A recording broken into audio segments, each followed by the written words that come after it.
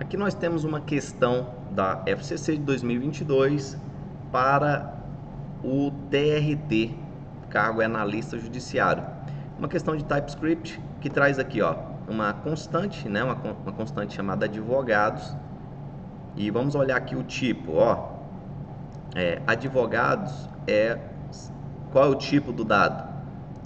É um array de string, né? Aqui o colchetes indica pra gente que trata-se de um array, ou seja, é uma estrutura que você pode ter vários elementos e é um array de string. Legal. E aí a gente já tem a inicialização desse array com o valor Paulo Freitas. Bacana. A questão pergunta a seguir, ó, para adicionar o nome Luiz Teixeira no array advogados, imediatamente após o nome já existente, utiliza-se a instrução. Qual é o comando para a gente inserir mais um item na lista, né? Essa questão aqui, basicamente, a gente precisa só compreender qual é o método utilizado para se adicionar elementos em um array, né? É o mesmo método JavaScript padrão, tá? Para se adicionar um elemento em um array, a gente utiliza o push, Então, você pode localizar aqui a opção que tenha alternativa que tenha que esteja chamando o método push. Aqui no caso, advogados.push Luiz Teixeira. Está inserindo esse valor, essa string no array advogados. Ok? As outras alternativas estão corretas, fazem uso de métodos não disponíveis para arrays. Legal? Aqui por exemplo, está tentando acessar a segunda posição, na verdade a terceira posição do array advogados, mas essa terceira opção não existe, não tem nenhum elemento lá. Com base nisso, vamos resolver essa questão da FCC, uma questão de 2022, para o Tribunal Regional do Trabalho, lá do Piauí, o cargo analista em TI. Então, a questão fala o seguinte, ó, considere o código TypeScript que define uma tupla abaixo. Então, vamos olhar o código. Olha aqui, ó, tem uma declaração de uma variável chamada x que recebe alguma estrutura aqui, né? Que é o que vai perguntar a questão. Legal. Depois eu estou atribuindo um valor para essa variável e exibindo no log os valores, né, dessa tupla. Aí quer saber, para esse código executar corretamente, a lacuna 1 deve ser preenchida por... O que a gente tem que colocar lá? É só a gente olhar os tipos dos dados que estão sendo atribuídos, né? Aqui está sendo atribuído um array com três elementos, né? E quais são os tipos? Ó, 2022 é o que? Tem aspas? Não tem. Então, isso aqui é um número, é um number, né? É um number. False é o que? É um valor booleano, né? Você tem um true para verdade e o false para falso. E aqui, TRT da 22ª região, é uma string, né? Olha as aspas aí. Aspas simples ou duplas delimitam uma string. Então, eu tenho um number, um booleano e uma string. Ora, então, na declaração dessa variável, que é uma tupla, eu tenho que indicar aqui entre os colchetes esses valores, number, booleano e string. Então, a alternativa correta vai ser isso, onde tiver number, booleano e string. Correto? Então, pode ir sem medo na alternativa.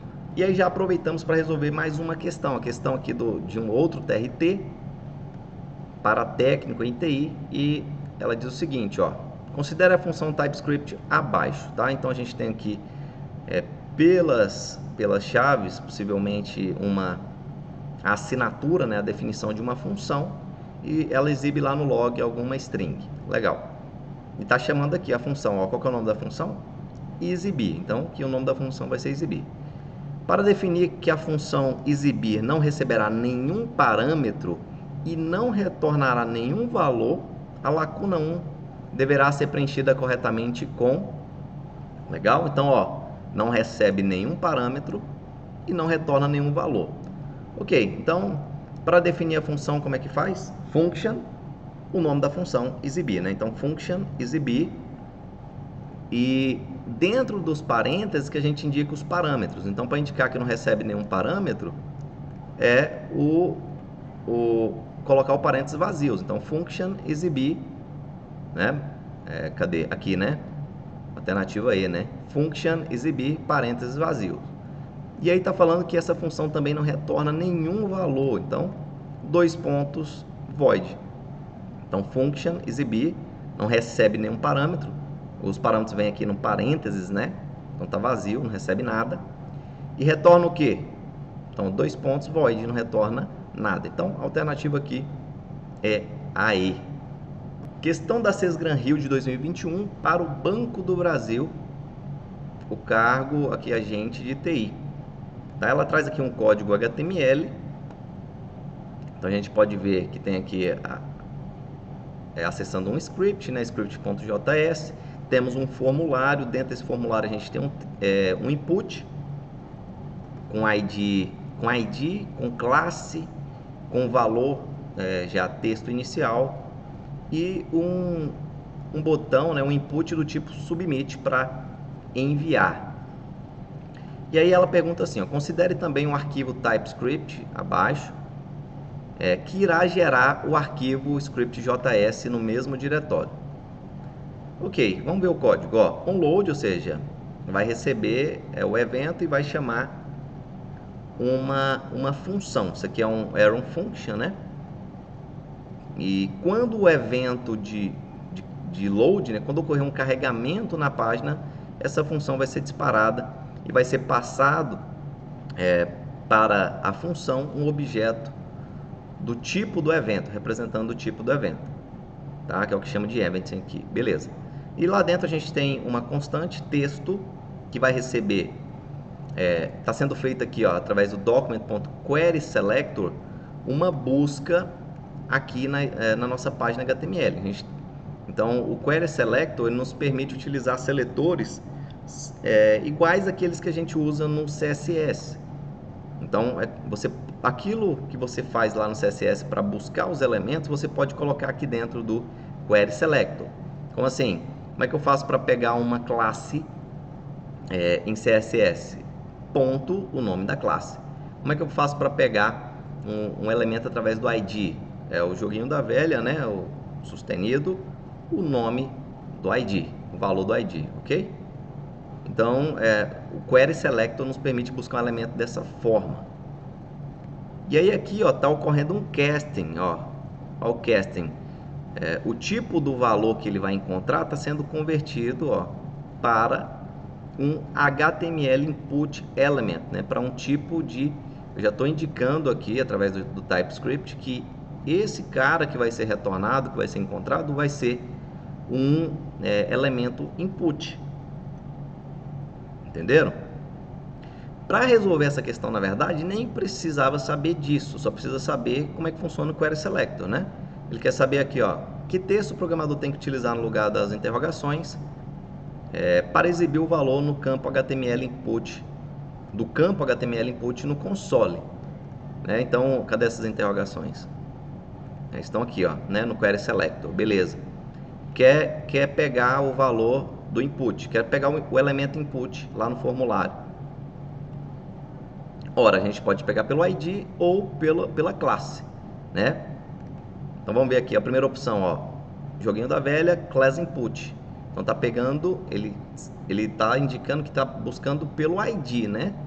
E tá referenciando o nome da classe, né? Se fosse aqui joguinho da velha ID texto, estaria correto, né?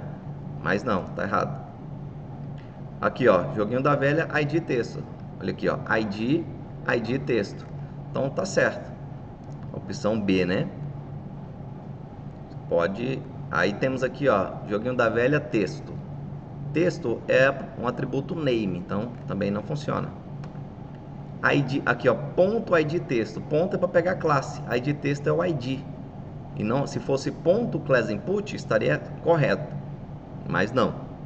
Então essas duas últimas aqui estão erradas também, né? E essa também. Então só resta a B. Legal? Interessante saber aqui esse caching, né? Se por exemplo, essa questão estivesse perguntando para que serviria isso aqui, é para indicar que o elemento que vai ser retornado lá, aqui no caso é o input, é um elemento input. Então o TypeScript, por isso que o TypeScript é uma linguagem fortemente tipada, você está constantemente indicando os tipos das coisas, das variáveis, das funções, dos retornos das funções, dos parâmetros. Então, aquilo que você está buscando, o que vai ser retornado com isso? Então, você consegue aqui, por exemplo, através do casting, né, aqui através do S, indicando o tipo do elemento que vai ser encontrado.